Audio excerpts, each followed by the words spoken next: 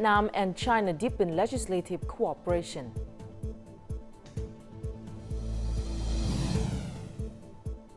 Vietnam makes efforts to improve data security and combat cyber attacks. And later on in our world news, Russian foreign minister visits Beijing.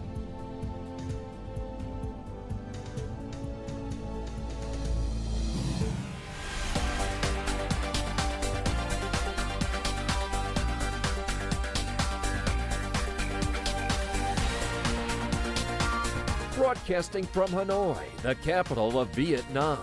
VTV News starts right now. Hello there and welcome to VTV News, coming live to you from Hanoi. You're with me, Lina Pham, and here's the top news of the hour. Prime Minister Phạm Minh Chính hosted a reception on April the 8th in Hanoi for Sergei Ivanovich Kudryashov, General Director of Russia's Zarubenev, a joint stock company who is on a working visit to Vietnam to seek cooperation opportunities in oil and gas and energy.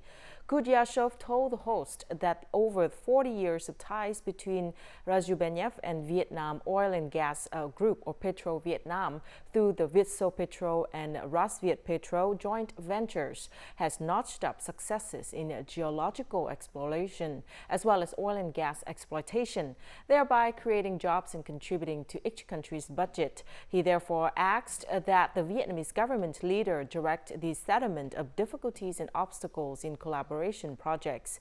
Kudryashov said that Russia is keen to continue ramping up cooperation with Vietnam in a multitude of fields, especially economic, trade and investment, including oil and gas. Razubenev hopes to expand collaboration in the Vietnamese side to other fields, including offshore wind power development in the nation. Prime Minister Phạm Minh Chính voiced his hope that Russia will deal with existing problems in oil and gas sector while facilitating Petro-Vietnam's expanded investment in Russia. He requested that Zarubenev and Petro-Vietnam set up a working group to fast-track the settlement of problems as well as research and propose appropriate collaboration contents. On Monday, Chairman of the Standing Committee of the National People's Congress of China, Zhao Leji, received and held talks with National Assembly Chairman Vương Đình Huệ at the Great Hall of the People in Beijing.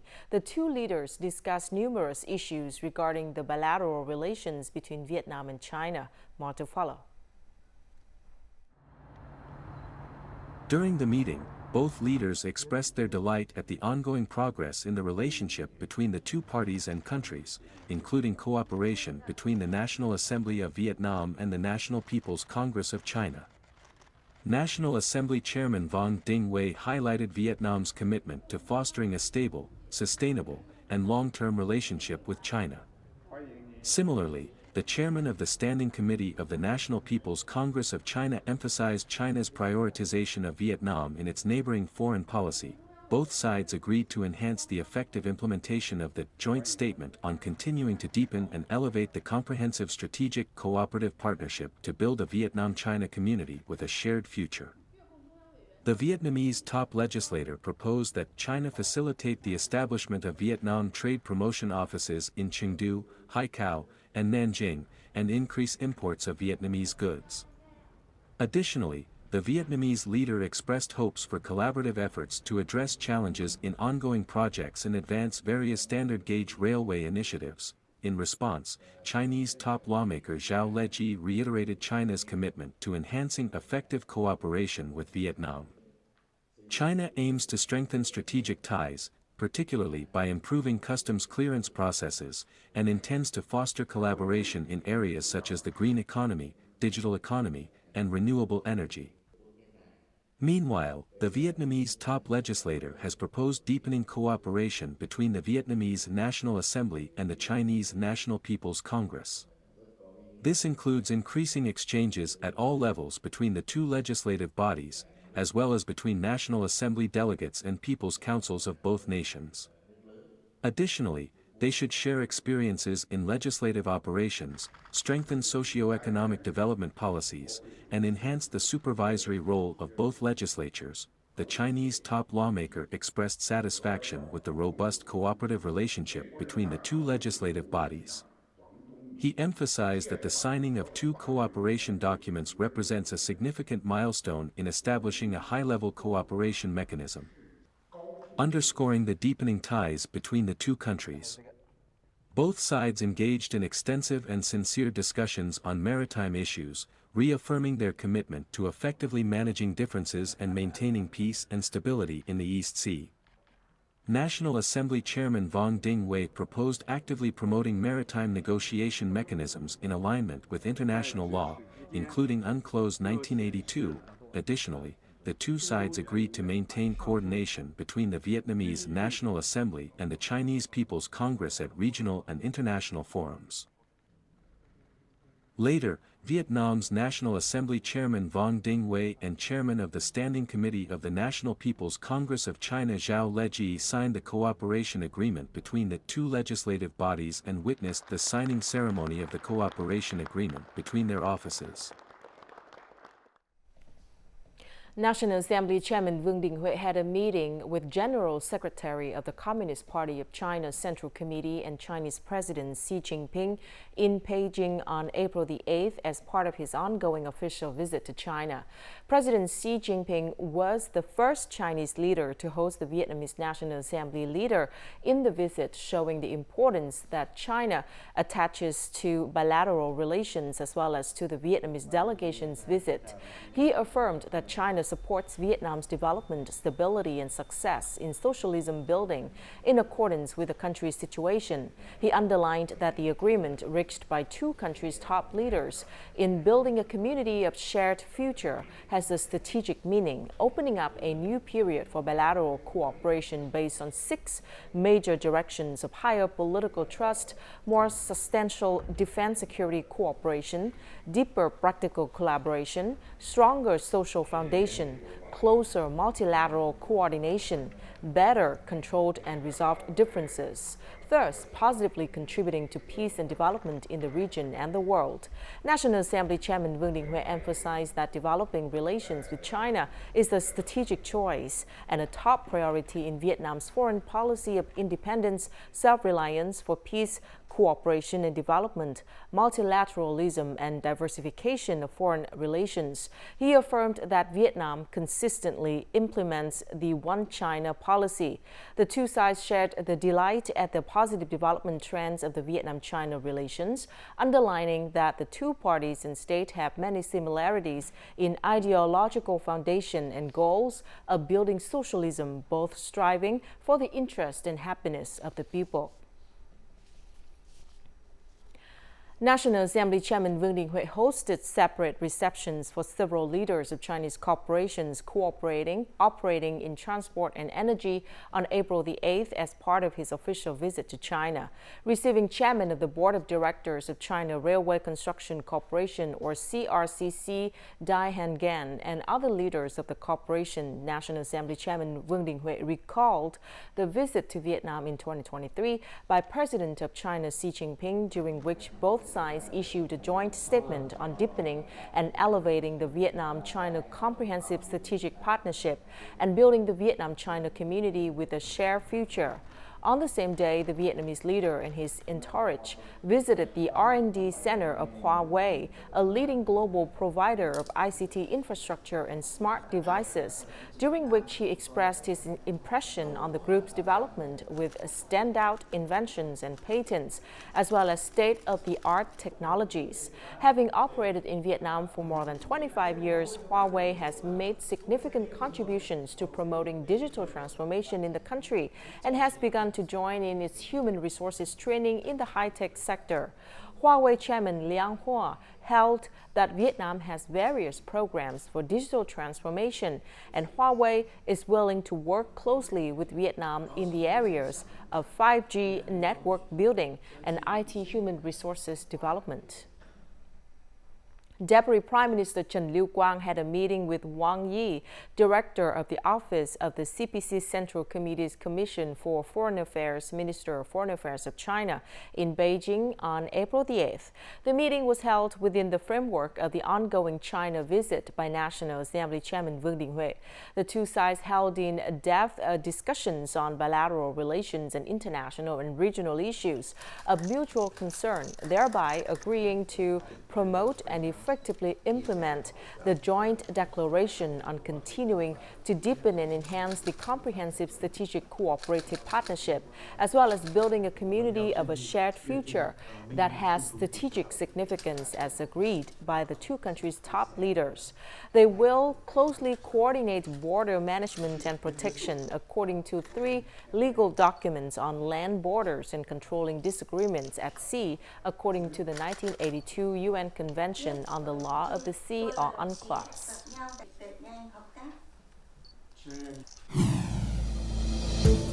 Coming up next, Vietnam makes efforts to improve data security and combat cyber attacks. And Con Islet gives authentic local experience for tourists.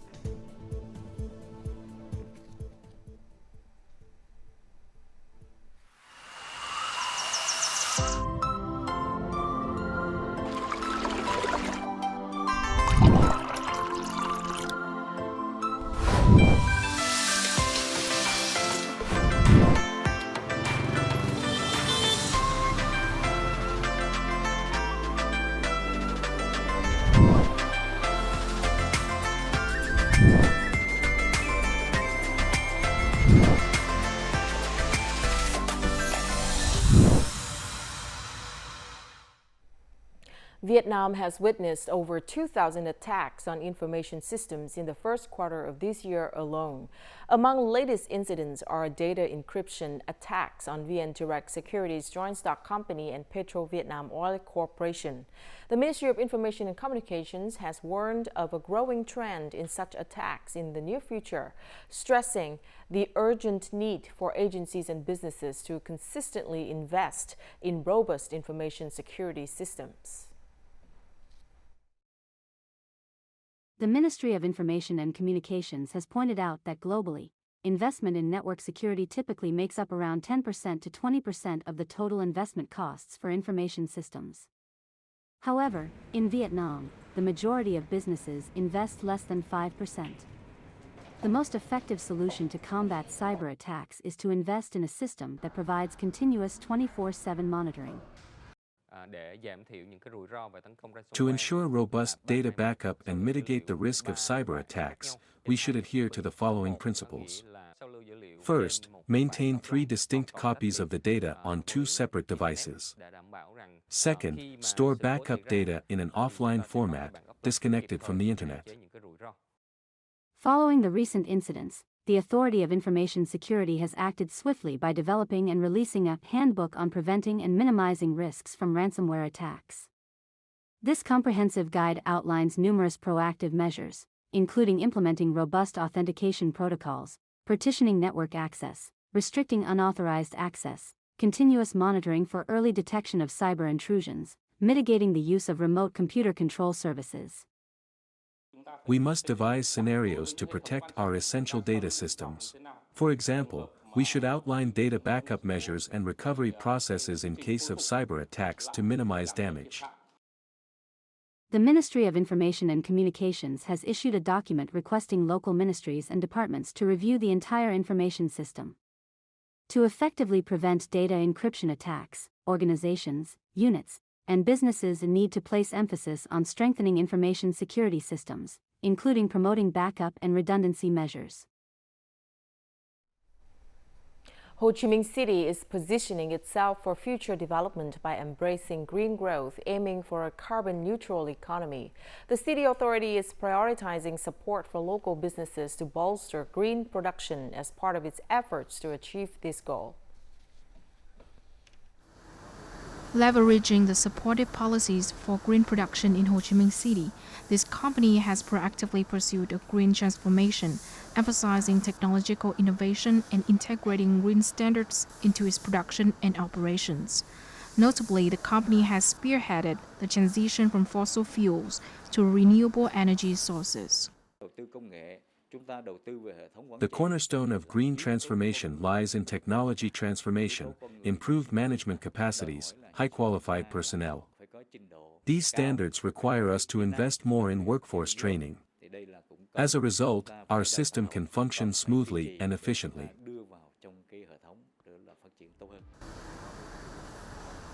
The plastic recycling sector has long been associated with environmental pollution.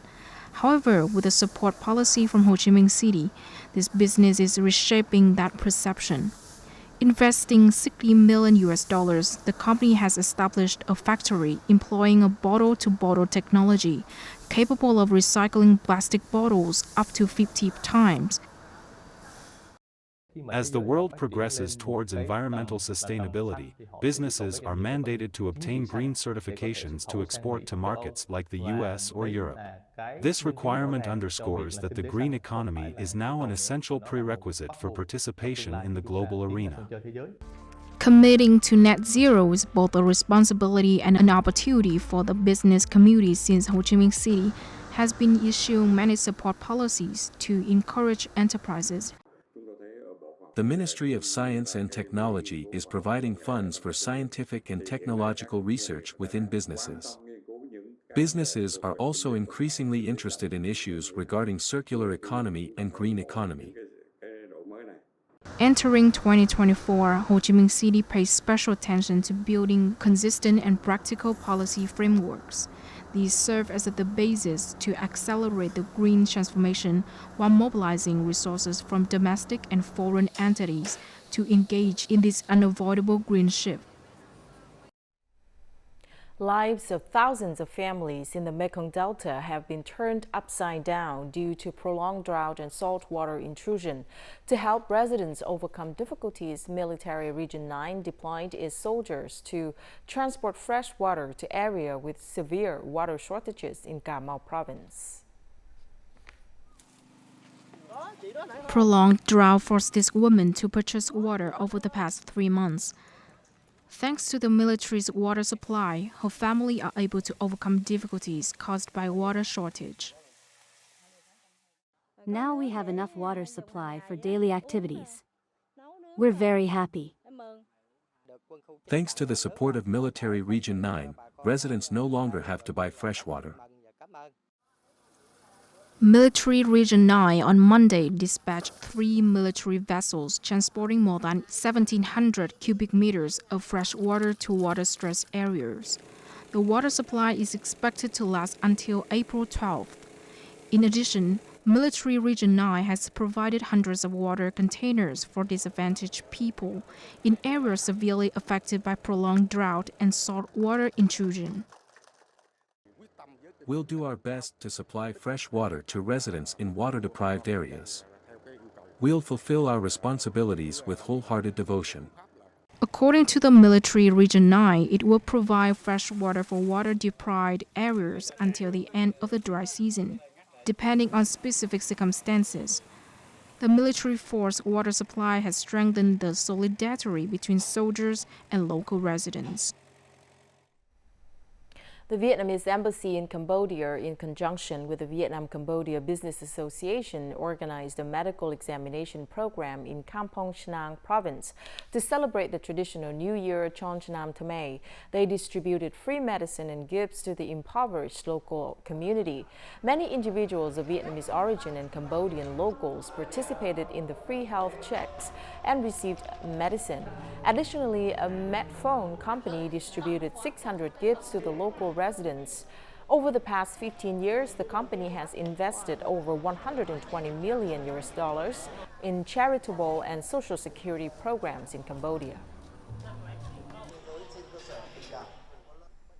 Ho Islet has recently emerged as the must-visit destination for travelers to Cang Long District, Trà Vinh Province. Famous for unspoiled landscapes and rustic specialties, residents have made joint efforts to develop community-based tourism in the locality as they want to provide the most authentic experiences for tourists. While exploring local culture and lifestyle, many tourists were blown away by a local food called Hidden Gem. Its name can trigger the curiosity of anyone traveling here for the first time. To cook Hidden Gem, locals often wrap chicken eggs in clay and grill them with straw. Tourists also have a chance to cook this dish if they want to. I utilize whatever I grow in my garden as I want to offer the most authentic experiences for tourists. They can enjoy rustic dishes such as grilled eggs. There are 8 families running a homestay business. Each of them has a special dish to offer for tourists. In the evening, when oil lamps were lit, everyone gathered to enjoy grilled eggs and fried bananas. Amid the loud calls of insects, they laughed together while immersing themselves in a homely and cozy atmosphere.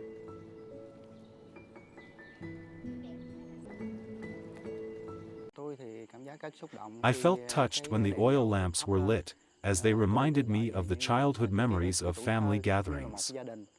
This is not a luxury tour at high-end resort, but I was impressed by locals' hospitality as I could immerse myself in the peaceful rural life. During their trip to Ho Islet, tourists can pick and enjoy the taste of grapefruits in local gardens.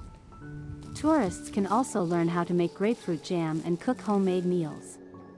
By chatting with host families and learning how things are done, tourists will get insights about hidden gems around the islet.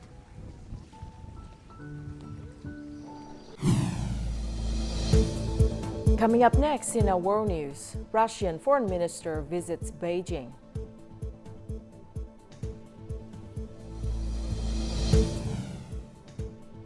And Boeing engine cover falls off during takeoff.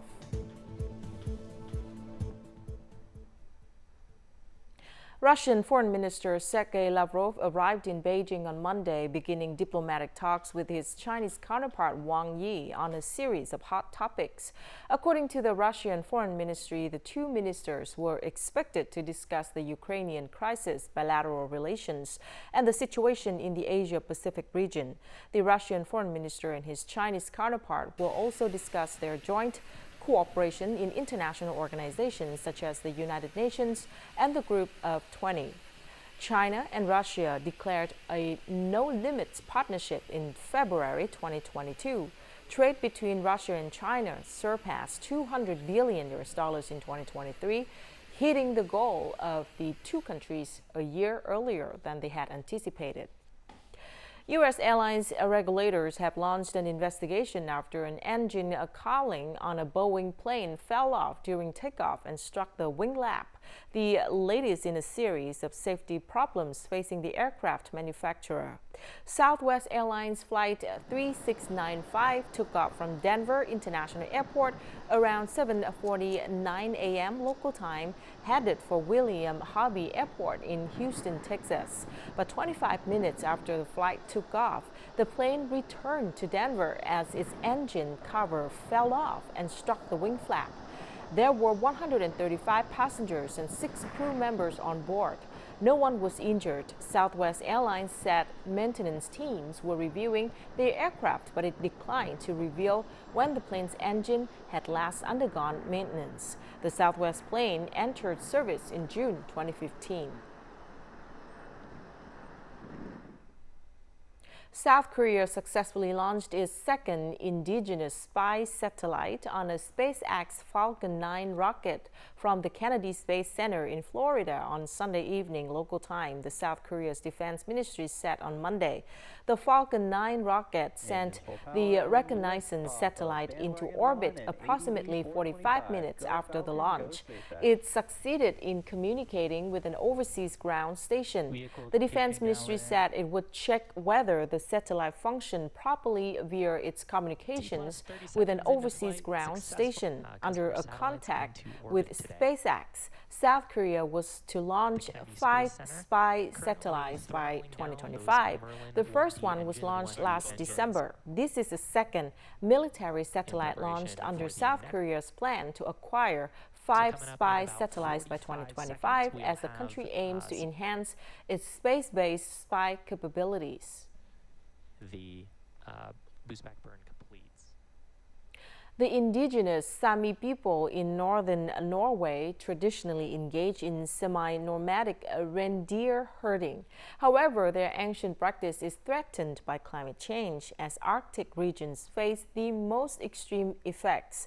Large temperatures fluctuations can lead to the ground being covered by multiple layers of ice during winter, which means reindeer are unable to find enough food during certain parts of the year. Normally, reindeer find their own food, digging through the snow with their hooves to eat the lichen buried underneath. But in recent years, there have been milder periods, with temperatures rising above freezing. That means rain, rather than snow, falling on the ground, which then freezes when it gets colder, creating a layer of ice that makes it tough for the reindeer to reach the lichen. The reindeer can't manage to get through the snow and ice to graze. We have to get out in the winter and feed the reindeer with pellets. And that costs money. It's an extra expense that we've never had before. Every winter for the past decade, reindeer herder Sara has had to buy animal feed to supplement his reindeer's diet. There have been poor grazing conditions this winter. Because of the snow and the weather conditions, the reindeer cannot get through the snow when grazing. Then I have to give concentrated feed to the animals.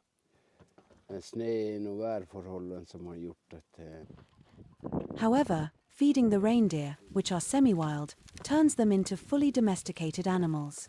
Providing reindeer with all of their food is not considered part of traditional reindeer husbandry in Norway. Some reindeer herders have chosen to move the herd closer to roads during supplementary feeding because snowmobiles and sleds are unable to withstand the weight of the feed. Let's take a look at the weather update.